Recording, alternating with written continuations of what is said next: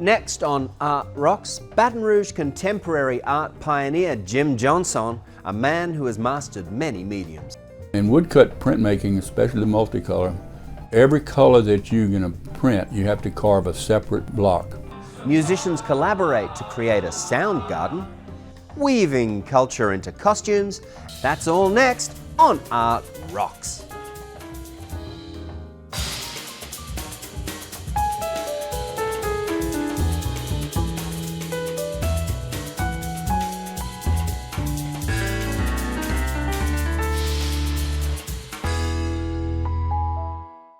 Support for this program is provided by Georgia Pacific Port Hudson operations. Like the impulse that drives an artist's creativity, Georgia Pacific's 850 Louisiana employees are driven to produce quality paper products for your home and business. With additional support from the Renaissance Baton Rouge Hotel, centrally located for business and pleasure travel, the Renaissance offers intrigue, style, and southern hospitality. And by the Watermark Baton Rouge. Art, history, and commerce come together in the heart of downtown Baton Rouge at the Watermark, located in the historic Louisiana Trust and Savings Bank building.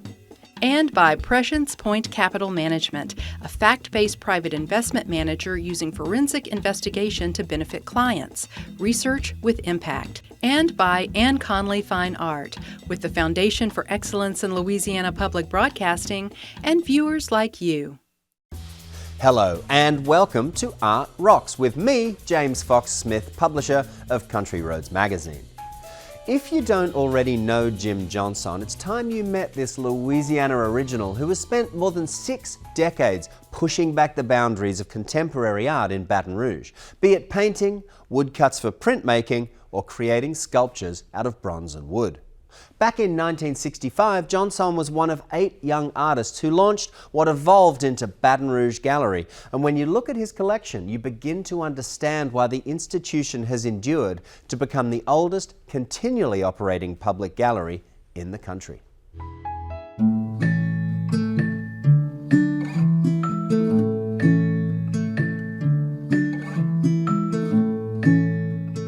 I like to do anything in nature, the birds, animals, wildlife in general, but I like to do them as accurately as possible. I'm very interested in the human body because I was majoring in zoology, and I went up to comparative anatomy, which is a pretty tough course, and it compares all animals up to the human body in everything from nervous system to the musculature and bones, everything. And so when I changed over to art, I pretty much kept the anatomy correct if I could. In woodcut printmaking, especially multicolor, every color that you're going to print, you have to carve a separate block. It has to be designed for that color, whether it be the black block or the blue block or the red or the yellow, whatever. And you have to have a way of registering all these blocks so that when you print one color, you can take the sheet off and hang it to dry. The next day come with a different block, a different color, and lock it in place with this framework that I have, and put the sheet back in exactly the same position it was before to print that color. Most of them are around 3 or 4 different blocks. 4 is the most common. I've got my wild turkey print. I had to use 7 different blocks for it. That was a lot of carving because my blocks that I'm doing these large prints with are 24 by 32. I do some single color every now and then, usually black. I love doing the bronze sculptures. That's the additive, and you can create and do whatever you want. The bronze is the lost wax method. You create your art in wax. After you have the wax figure, you then cast that in a mold, and in such a way that you can take the mold apart and make reproductions of the wax. It takes a long time and quite a bit of money. Every time I cast one of these pieces of bronze, you're talking about $700 to $1,000 just for the casting for me because I don't have a foundry. Plus I have to do all the chasing and finishing it and patinaing it and even mounting it on whatever. The rocking horses, that's something I started. I had to cut the pieces out and then put them together, you know, for the legs, everything, in such a way that, especially on the first one I did, because I didn't paint the first one, I just used it. It was natural cypress from a sugar mill, and I wanted that old cypress look to it. It was beautiful. The other two that I did, I used poplar, which is a nondescript type white wood, which I painted them. One I painted a dapple gray, and the other one I painted an Indian war pony, you know, with the war paint on it and the feathers in his hair and all that stuff. But those took 10 to 12 years to do because I would just work on them off and on because I knew there wasn't a market for it, not down here anyway, in Louisiana. They just took such a long time to do. Same with decoys. It just requires so much work and everything. I couldn't make a living making them. I've been buying some of that sinker cypress from a man down in the French settlement. These pieces of wood that I'm doing, they've been in the mud for over 200 years out in Maurepas Swamp. I'm buying the outside pieces that before they get to the good lumber on the inside of the trunk, and they have barnacles and marine wormholes and all that kind of stuff, which I love the texture of the outside pieces. So I'm leaving that what you call a live texture on the outside of my pieces, and I'm carving into the beautiful wood that's on the inside, and I'm just loving that wood. I've always been drawing all my life.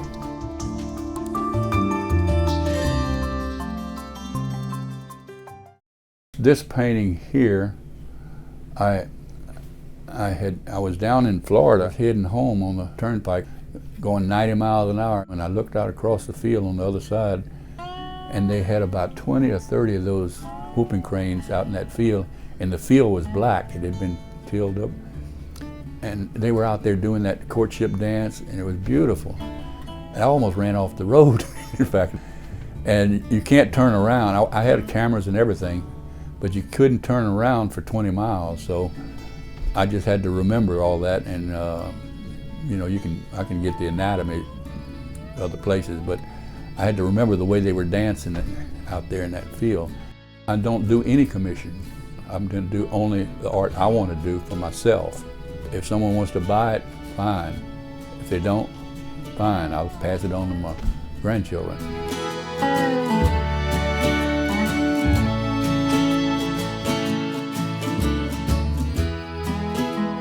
No matter where you live in Louisiana, opportunities to connect with the arts are everywhere, if only you know where to look. So here's a list of some of what's going on in the arts and culture all around the state.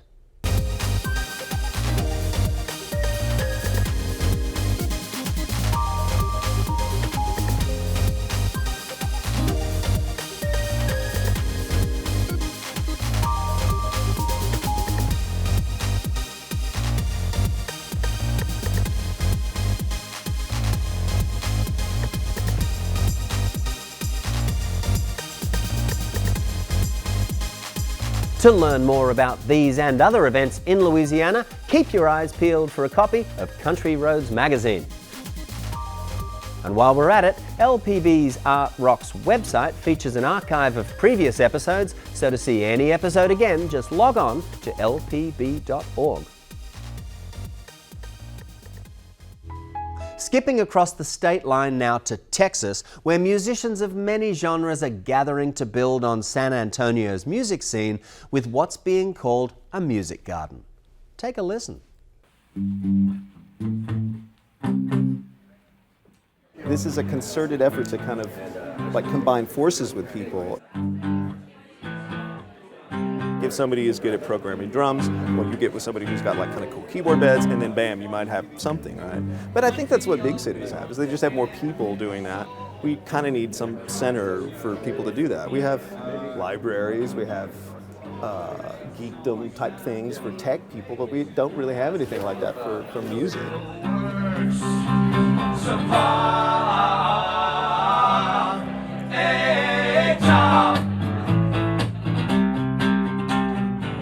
am Edwin Stevens. I am founder and CEO here at San Antonio Soundgarden. It's a co-working space. We're the #1 only co-working space really for musicians here in San Antonio. We've got normal business hours, 9 to 5, and musicians or small record labels or anybody that's a musical entrepreneur or creative really can come down here. And it's a place to be around like-minded people and other creatives. Let it dry.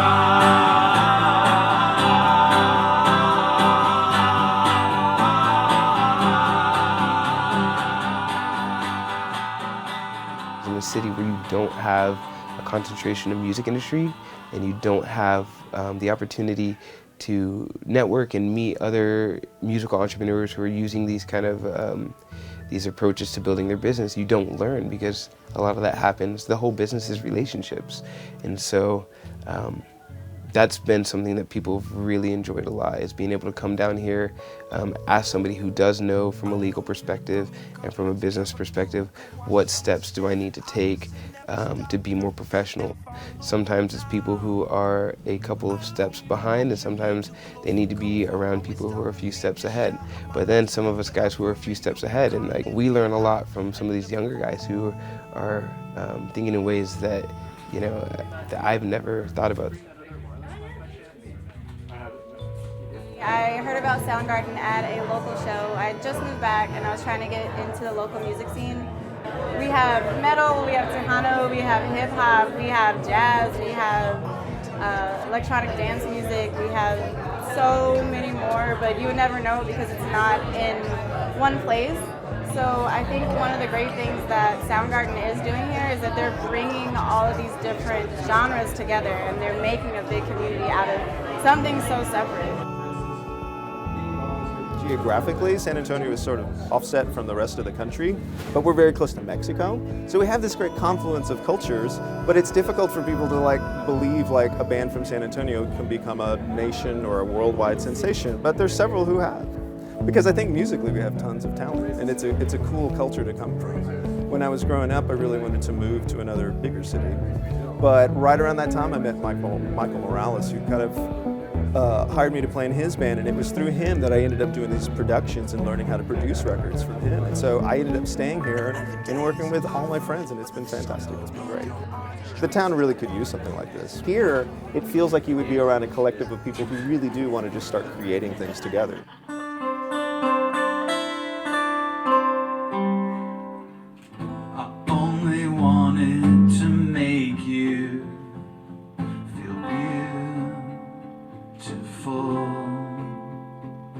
It's all about just being around, getting all the creatives, all the musicians in one space, concentrated. I think that there's something to having that critical mass, that you have an opportunity for just magic and a collision of ideas. Made a mistake. My hope is that story, because I think people get attached to stories so much more, that the stories of these different artists start to emerge. I mean, you think about Eric and Joe, they're such interesting people. Some of the stuff that they've done, their catalog of work that nobody knows about, it's just really performance level art, on a whole nother, people will discover it someday and they're like, oh my gosh, these guys were here in this whole season. So we'd like to tell that story now, and we'd like to get it all out to everybody.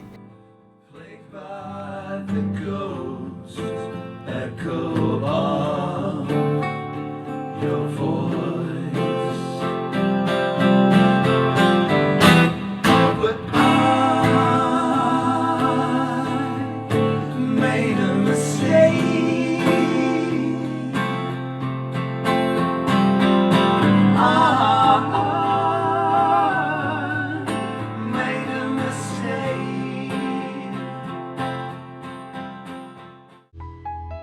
Getting out of town for a bit, we went to Cape Playhouse in Dennis, Massachusetts to experience their production of Cabaret.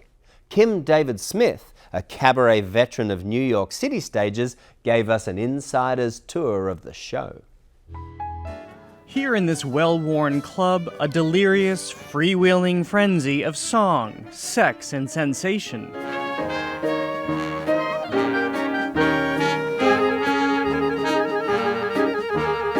But this cabaret is on the verge of collapsing. The Third Reich has all but consumed the world outside. If you could see her through my eyes, you wouldn't wonder at all. If you could see her through my eyes, I guarantee you would fall. The classic musical Cabaret, which we caught in rehearsal, opened this week at the Cape Playhouse in Dennis. Its star, playing the MC, is one of New York's hottest real-life cabaret acts, Kim David Smith. I'm talking about a night in Rotterdam, where the right night people of all the town would do what they could in the night neighborhood of Black Max. Cabaret is, I think, one of the most ephemeral genre of performing. It can be whatever anybody says it is. It's drag, it's highbrow, it's lowbrow, or it's like me deeply investigating Weimar Republic culture and interjecting Kylie Minogue and the Supremes in sneaky ways. The Australian native has been fascinated by cabaret performance since he was a teenager, and his father gave him a Marlene Dietrich biography. He was mesmerized by the German chanteuse. She was so masculine, sexual, and so clever with what she had available. Beyond this modern-day cabaret, it's the storied music halls of the Weimar Republic that have captivated Smith most. That's where, in the 1920s and early 30s, Berlin's avant-garde lights burned brightest. The scene was kicking with swing dancing, high-flying acts, and jazz. Censorship was out, satire was in. And in this free and easy circle, female, black, and gay performers could take center stage. It was relief for a city dispirited by post-war financial strain, political turbulence, and poverty. But the era was short-lived. Hitler's rise brought the Weimar down, having crushed civic and artistic freedom. A few years after the Allied occupation of the city, cabaret came to Hollywood. Berlin-born Dietrich resurrected the nightclub culture for the big screen in A Foreign Affair. For in this crazy paradise, you are in love with me. Today, the gender-fluid Smith dons Dietrich's signature top hat for his cover of Illusions, a tune written specifically for the songstress. They were lovely illusions, towering high, built on the sand. I think a lot of transmitting a song is about spell casting. It's about magic and really like conjuring images in people's minds, but also drawing them in with incantations and things. It's what brought him here to the Cape Playhouse, a storied theater celebrating its 90th anniversary this year. Known as the place where Broadway goes to summer, the Playhouse employed Betty Davis as an usher before she landed on its stage. Henry Fonda and his young daughter Jane appeared here, as did Humphrey Bogart and a host of other A-list thespians. So what is it like to be in this summer theater tradition, especially here where Betty Davis was an usher at one point? I mean, that is the most exciting aspect, aside from Gertrude Lawrence's ghost still occupying the space. It's the land of 40,000 gazebos. Cabaret is the show Smith has always yearned to play. Lips rock on with the friends to me. He takes on the role of the MC, the character who guides us through the demise of the Weimar period, with an edge. Who is the MC in the musical Cabaret? Well, nobody knows, and I like to keep it that way. I like to preserve his mystery. Sometimes I'm like, well, he's a day laborer who then likes to put on a little kerchief and dance with gorillas in the evening, and or I think sometimes he's like a vampire or a ghost, and he just shows up when the sun goes down. Well, what we do know, for the cabaret artist playing the cabaret MC, he's a master.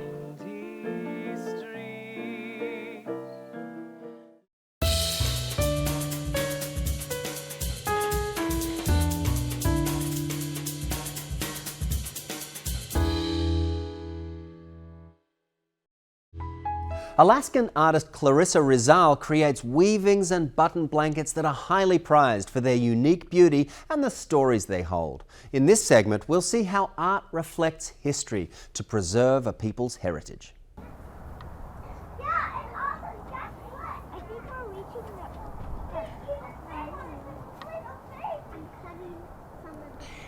Okay, how about they get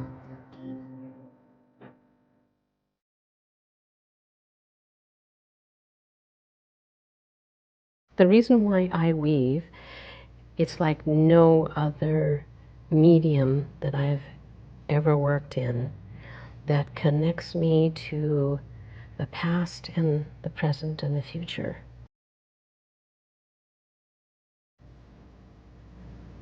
I take the fiber from an animal and a plant.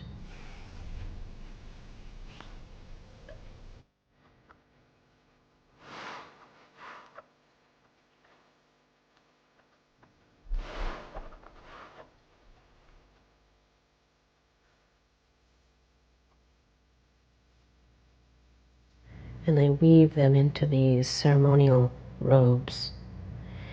And in so doing, it is the act of the weaving that puts me in touch with all that there is. And it's the wearer who feels all that power and energy.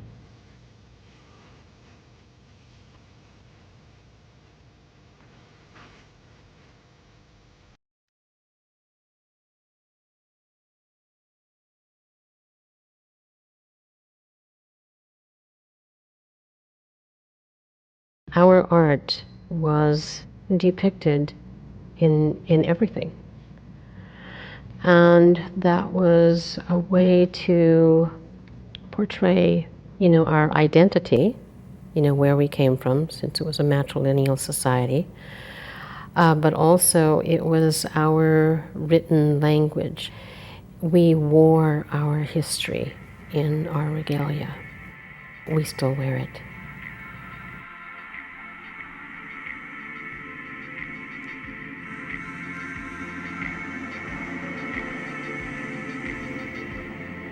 We didn't have a written language. It was all oral, translated, passed on from generation to generation. But with the oral history, there was always an art object that went with every story, that went with every historical event.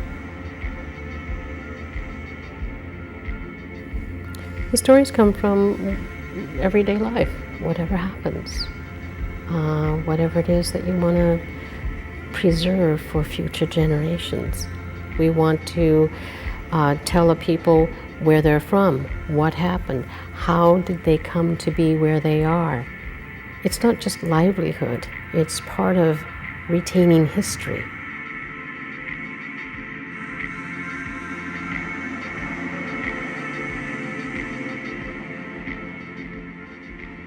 I call this piece Resilience.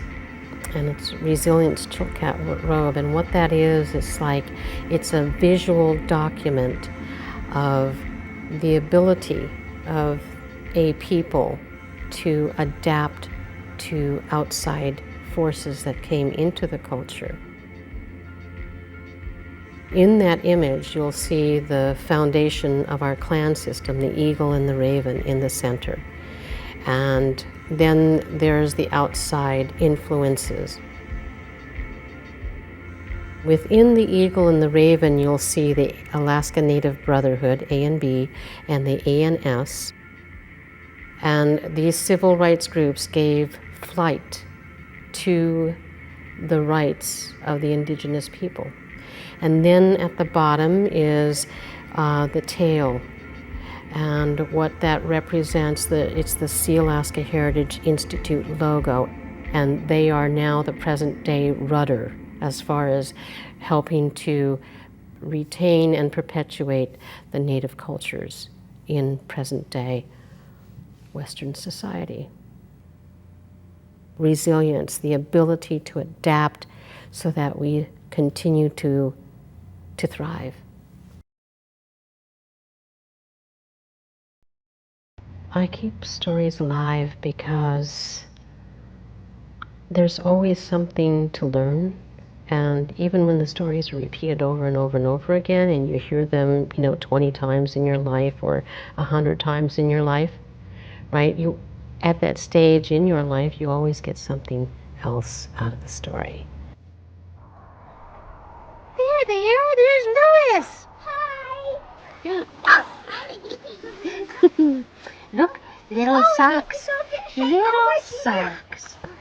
Baby socks. Aww. And when we tell our stories, they are a guide from the past through now into the future. That's why we tell stories.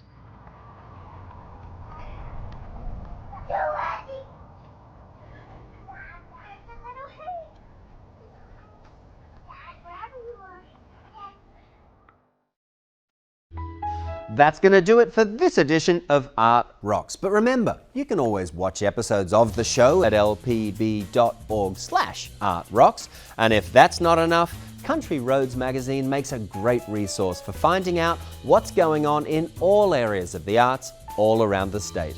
So until next week, I'm James Fox Smith, and thank you for watching.